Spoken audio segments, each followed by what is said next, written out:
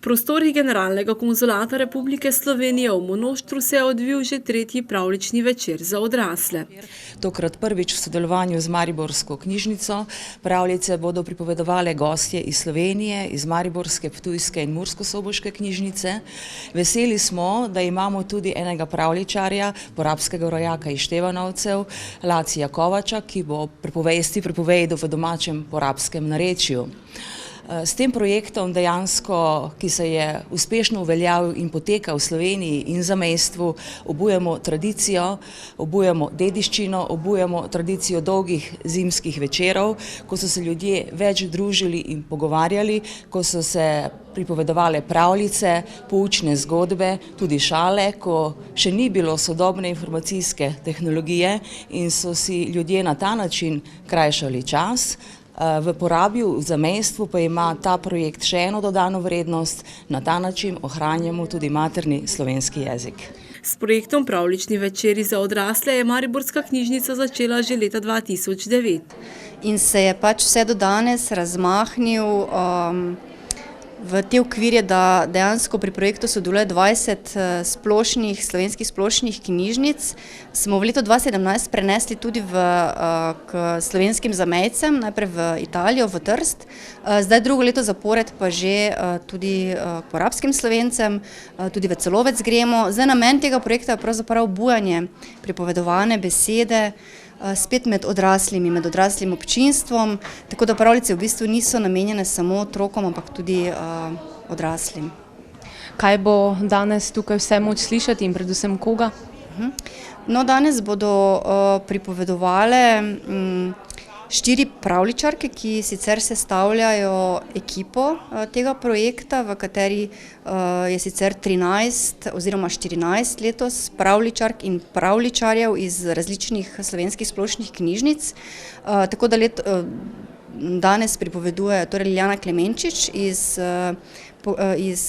knjižnice Ivana Potrča Ptuj, potem Monika Čermelj in Suzana Slavič iz Mariborske knjižnice, Vesna Radovanovič iz Pokrajinske in študijske knjižnice Murska Sobota.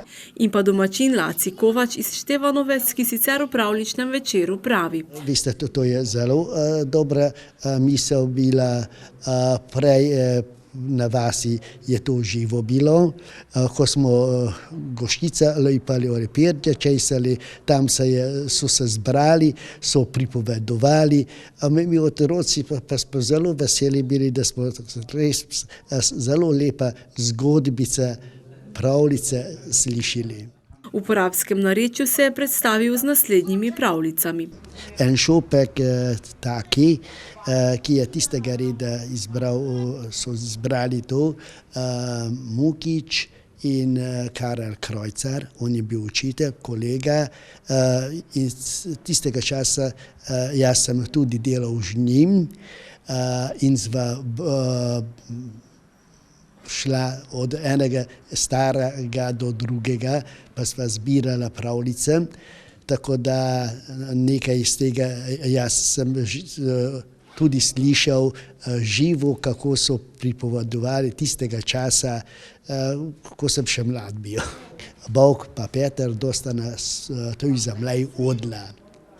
In je še eno tašo pravljico, katera je v eni knjigi ni not, to sem od stare babice slišal, tako da mislim, da to malo zanimivo bo za vse tiste, ki bo na današnji večer bodo prišli.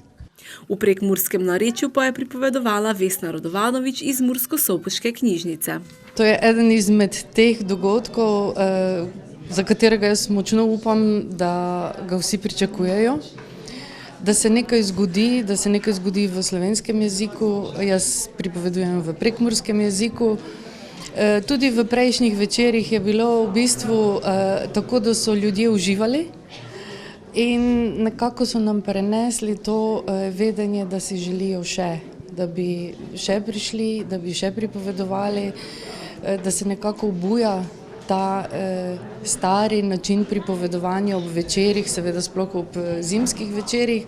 No in zadovoljni smo, sploh zdaj, ko vidim za sabo, da se jih je nabralo toliko in močno upam, da bodo v tem večeru uživali. Res smo v organizaciji Mariborske knjižnice tokrat, drugače pa tudi Pokrajinska in študijska knjižnica Murska Sobota tukaj v Porabju organizira pravljične večere, ko 3 pripovedovalke pripovedujemo vse v prekmurskem jeziku.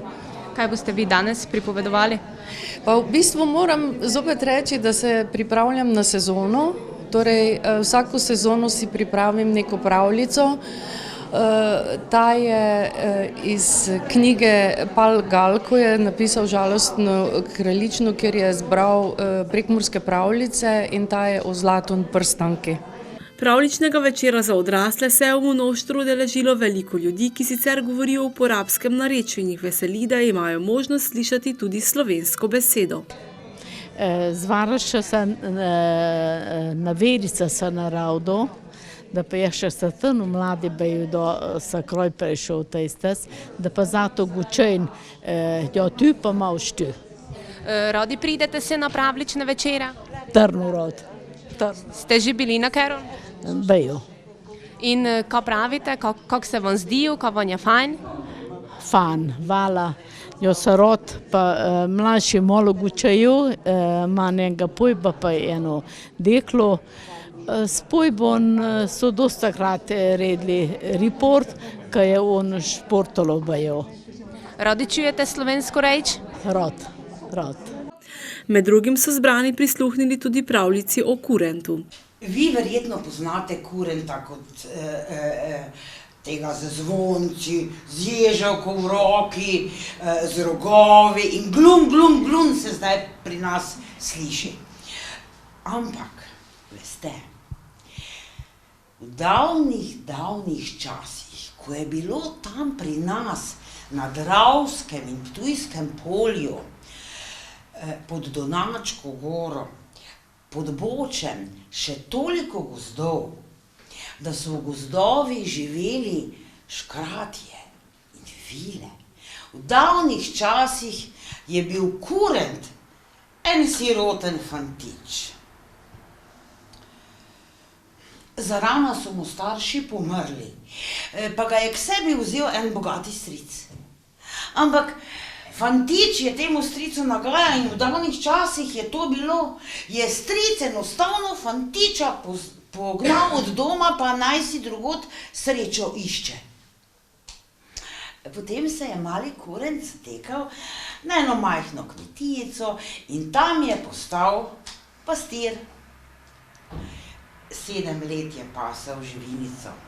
V 7 letih je mali kurent zrasel in prišel je čas slovesa. V zahvalo je kmet dal fantu, našemu kurentu, 7 belih vinarjev, to je bil tedaj tak dragocen denar, srebrnik. Nekoč sta živela revna mož in žena. Imela sta sina. Fant je bil kratke pameti. Veste, bil je nekaj tako kratke pameti, da sta ga učila in učila, ampak veste, da si ničesar ni mogel zapomniti. Zapomnil si je edino kratko molitev. Jezus in Marija, vidva me varujta pred vsem hudim in hudičem. In zaradi trde glave so ga klicali siromaček.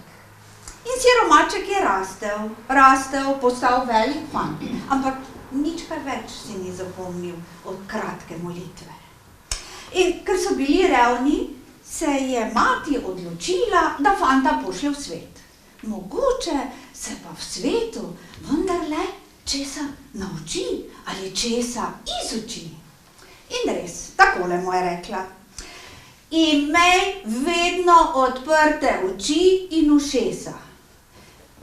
Nauči se kaj, zapomni si kaj in na molitev nikoli ne pozabi, mu je rekla. Okrog vratu pa mu je takole za popotnico pa za srečo obesila okrog vratu svetilnico, ki jo je nekoč prinesla iz nekega romanja. Mislila si je, naj ga ta svetilnica varuje pred vsem hudim.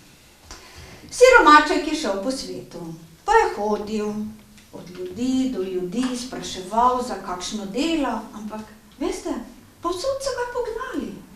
O prihodnosti pravljičnih večerov za odrasle v uporabi pa je Hedlova še dodala. Naš namen je, če bo interes, na obeh straneh pač se moramo dogovoriti, tako da želimo si, da bi s projektom nadaljevali še v prihodnje. Ja.